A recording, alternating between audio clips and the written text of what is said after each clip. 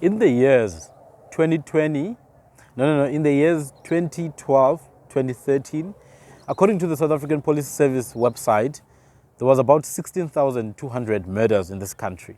And only those are the only ones that are registered, are the only ones that, officially acknowledged. 16,000, more than 16,000 murders in South Africa in 2012, 2013. 10 years later, 2021, 2022, we had about 25,000 plus murders.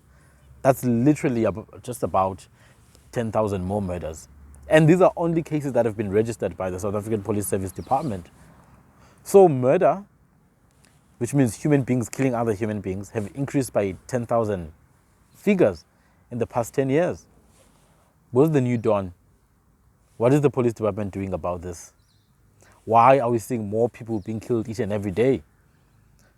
Just 2 weeks ago, or a few weeks ago, there was an incident where 10 people were killed in a house or in a home in KwaZulu-Natal province, Pietermaritzburg, at the Imbali township. 10 people killed. One incident. In one incident, 10 people were killed. And this is not unique. This is not a once-off occurrence. This is normal in South Africa. Three provinces, actually four. It's the Western Cape, it's the Eastern Cape, it's KZN, which is KwaZulu-Natal, where these incidents took place, and it's Gauteng, where there's Johannesburg. These provinces are the worst when it comes to crime. Just 10 years ago, about 16,000 people were killed in this country, according to the saps.gov.za website. And then 10 years later, we've got about more than 25,000 people. So in these past 10 years, we kept on adding 1,000 extra each year. This is not mice, guys. These are not lab rats. These are human beings that are being killed every single day. A lot of them, being killed brutally, in cold blood. This is happening every day in South Africa. People are being killed. Last time I checked, the average South African male, when he leaves the house, is 8 times likely to die. Average South African male, 8 times likely to die. And the average South African boy, 4 times likely to die than the average South African girl. Whereas the average adult male is 8 times likely to die than a woman through murder. So men are being killed. Women are being killed. Children are being killed, male and female. And we don't really see this on the news. We see Thabo Bester all the time. You don't really see this. This is a pandemic. This is, an emergency, guys. People are being killed. And this is just murder. Let me just check now, In the year 2012 to 2013, we had around, I think, 52,000 sexual offenses in this country. 52,000 offenses in the space of 1 to 2 years. 52,000, man. 52,000 people that reported, that was captured by the SAPS department. What about those that were not captured? Imagine it. I think it reaches maybe 70,000 sexual offenses or more. And there was a study that was done in KZN, Eastern Cape and Gauteng. A third of all the men who were interviewed admitted to having committed sexual offenses. A third. That's a lot, man. 1 in 3, that's a lot. Which means that crime is a norm in this country. Contact crimes have been increasing. All contact crimes since last year to this year have increased, or since 2021 to 2022, all contact crimes, including robbery, assault with intent to cause bodily harm, rape, other sexual offenses, carjacking, murder, all these crimes have increased literally at a very, very high rate. I think murder increased by about 26%. These are thousands and thousands and thousands of people that are being killed, and thousands more are going to be killed because the police department is incapacitated. What is BHEKI doing about this? What is the police minister doing about this? All he does, and what it's good for, is to go to the scene, the crime scene, after the effect. After the fact, he will go there, say a few words, go back to his wherever he stays and whatever he does, because I don't know what he does. These guys, they want to deploy the army when there's a pandemic, but then they're not willing to do the same when there's another pandemic of people being killed, of people being robbed, of cars being jacked. That's a pandemic, man. That's where the state of emergency should be. They're willing to deploy an army to protect some ESCOM, place that they destroy themselves. But then they're not willing to deploy the army or to equip the police to sufficiently train them to be able to combat this crime. This is the reality that we live in South Africa. So now, should a minister and a president, should a minister and a president who oversee a country and a police department in a country with more and more people being killed every day, should they remain in the office? I say no. I say Ramaphosa and BHEKI should be removed immediately. But I know it's not going to happen because, it's politics, man. So what's the way forward now? What's the way forward? Because we could talk about the stats. The stats are there. They're very public. saps.gov.za. What's the way forward? I think communities need to really start organizing now and funding these community fora and police fora, local police fora, because the police department is they're highly implicated as well. A lot of their sergeants and constables and captains and commanders are really involved in crime. You see a lot of carjacking cases. These police guys are working with criminals hand to hand to ensure that people's cars are being hijacked. And in order to get back those cars, people have to pay fees. In some townships in the country, people have to pay rentals, monthly rentals, or bi-weekly rentals, fortnightly rentals, so that they can stay safe. Their cars are not going to be harmed. Their houses are not going to be robbed. Their property is not going to be looted. Imagine, we call this a free country, we call this a democracy. People have to rent from criminals, but then we have a police department that's being funded with taxpayers' money. We pay tax all the time. Every financial year, the tax rates increase, and we pay with our money, hard-earned cash, through businesses, through salaries, through VAT as well, But then we don't see the effect. It doesn't translate to an actual lived experience of average South African citizens. No one is safe. Even those in suburbs, you're not safe. In suburbs, you're not safe. In townships, you're not safe. Maybe those who are a little bit safer are those who live in gated communities, in complexes and estates.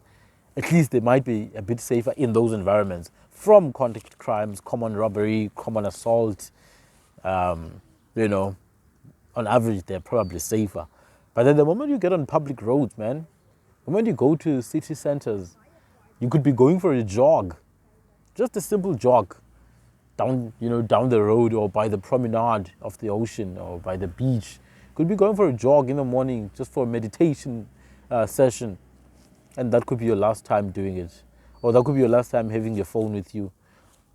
You see? It's not safe, man. Banks are being robbed left, right, and center. Cash in transit cars are being robbed. And obviously, a lot of these are just internal jobs. We've seen companies like G4S and how corrupt they are in other operations that they do, whether it's in the security cluster or in the prison management cluster. We've seen their corruption, especially with the Thabo Bester case. But the point is, there's crime. Cash in transit, bank robberies, common assault, common robberies. What's next? Do we allow ourselves to continue living in this condition? Because now we are at the level of Mexico and Colombia. If you go to mega capitals of the world, I think 4 or 5 or 6 of the top 10 are South African cities, man. At least 4 of the top 10 are South African cities, which means at least 40% of the top, murder capitals of the world, crime capitals of the world, are located right here in South Africa. So I have every right to say we are a crime capital. We are a murder capital. We are a rape capital in this country. No one is safe. The elderly are not safe. The elderly are not safe. We know in villages, elderly people get raped every day. Infants are not safe, Fathers raping their own daughters. Fathers raping their own sons. Mothers raping their sons. Pastors raping congregants. There's all sorts of crime in this country. You wouldn't believe it. It would be a very epic movie, except that it's not a movie. It's people's lives. People's lives every single day are being affected negatively. And yet, we pay tax. That's why I'm talking about it. We pay tax every single day. We pay tax every month. We pay tax every financial period. And yet we do not see change. We do see change in the opposite of what was intended. So should we then, dissolve this whole South Africa thing? Should we dissolve it? Because 300 years ago, there were no rapists like this. 300 years ago in this country, we didn't have such a high murder rate. Just out of the blue, you're walking down the road and someone comes and murders you, or someone comes and grabs your electronics, someone comes and robs your house. It never used to happen like this. I mean, there were obviously people with deviant tendencies, but those were the exceptions and not the norm. It's becoming the norm now for people to actually commit crime. What do we do? What do we do? I think it's time we start to sit down and have a proper conversation about this. It's time we actually had a proper conversation, but not just a conversation. We need action right now. People in affected communities, which honestly, I think all communities are affected at this point. Whether you're in Stellenbosch, in the most, fancy and affluent areas, or you are downtown, Johannesburg, or you're somewhere in East London, or Mlazi, or Gugulethu. Honestly speaking, you are affected by the crime in this country. And if you don't actually do something about it right now, you're going to end up living in a daily nightmare. I mean, we already are living in a daily nightmare, but it's going to be a very real, daily, momentary nightmare. For every single moment of your life, you'll be living in a nightmare. You will have to pay rent for waking up in the morning and going to work. You'll have to pay rent for that. For literally using the street, for walking on the street, you'll have to pay rent. For living in your house, you'll have to pay rent. This is basically a tax that you pay to criminals. It's already happening in Cape Town, all over. People who want to run spaza shops have to rent. They have to pay criminals so that no one can bother them. People who want to, rent out their properties, they have to pay to criminals.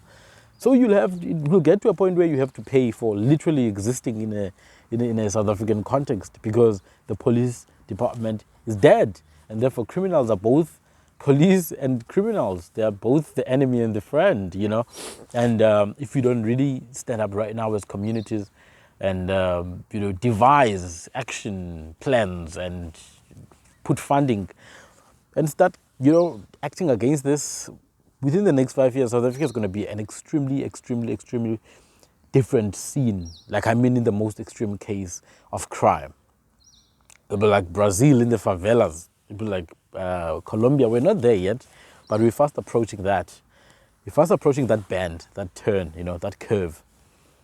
So I'm making this video because I'm concerned, I'm as a citizen of this country and as a child of this land, I'm very concerned about how ineffective and how useless our government is and our crime department is. Such that now private security companies, I mean, the security industry is a big industry, the private security industry. It's big, man. It's really, really massive. People are paying extra so that they can have security guaranteed. And I feel like, it's not necessary. We don't need an ADT. You don't need a Fidelity. You don't need a G4S to protect you when citizens could do it themselves. Instead of paying money to G4S, you could just, form a community forum. That may have its own downfalls, but at least it guarantees that each community has a representative body. People who have a vested interest in being safe, people who have children in this community, people who have, businesses in this community should come together and actually act against these crimes. These crimes are, one of the main reasons why a lot of South Africans are even leaving the country. Besides the high unemployment rate, crime is a very, very, very huge deciding factor in a lot of South Africans leaving the country. A lot of young people are leaving the country because, it's not really livable. It's not conducive to a productive and healthy life for a young person who wants to build a family, wants to build a functional community. It's a crime country. Banana republic. And yet politicians don't really talk about these things. They don't really go deep into these subjects. Politicians will say whatever will make them popular. That's why I don't think politicians are the answer. In fact, we should be using them as puppets just like private sector is doing. We should be using politicians as puppets, but they shouldn't really be the center of decision making as they are in this country. People should look for alternatives, especially alternatives that give them freedom to take decisions for the continuity of their cultures and communities and livelihoods. Because if you leave it to politicians, they are the biggest criminals themselves. Politicians are criminals, and if we leave it to them, my friend, we have a long way to go. So wake up, South Africa. This is a series on crime. I'll start making more detailed reports. So this is just, an overview. I'm coming with more detailed reports on actual, different sections of crime, from contact crimes, sexual offenses, robberies, assault, with actual day-to-day cases in the most unbelievable senses. This needs to stop. Peace.